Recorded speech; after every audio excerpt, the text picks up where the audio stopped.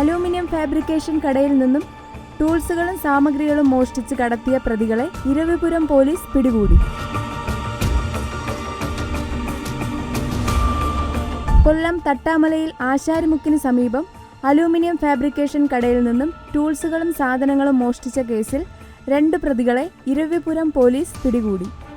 കൊല്ലം Eravipuram Thannimukku tsunami ഫ്ളാറ്റിൽ block number 6 30 number വീട്ടിൽ അനിൽ, കൊല്ലം മയ്യനാട് പുലിച്ചിറ മണിമന്ദിരത്തിൽ മുഹമ്മദ് ഇർഫാൻ എന്നിവരെയാണ് പിടികൂടിയത്. ആശാരിമുക്കിൽ പ്രവർത്തിക്കുന്ന അലൂമിനിയം ഫാബ്രിക്കേഷൻ കടയിൽ മുതലാളി പുറത്തുപോയ സമയം നോക്കി ബൈക്കിൽ എത്തി മൂവർ സംഘം കടയിൽ കയറി മോഷ്ടിക്കുകയായിരുന്നു. മറ്റൊരു പ്രതിയായ അനന്തു ഒളിവിലാണ്. ഇയാളെ പിടികൂടാനുള്ള ശ്രമത്തിലാണ് പോലീസ്.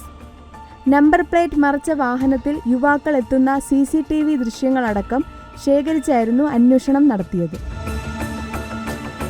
ഇരവിപുരം ഇൻസ്പെക്ടർ രാജീവിന്റെ നേതൃത്വത്തിൽ SI-മാരായ ജയേഷ്, സുനിൽകുമാർ, CPO-മാരായ സുമേഷ്, അനീഷ് എന്നിവരടങ്ങിയ സംഘമാണ് പ്രതികളെ പിടികൂടിയത്.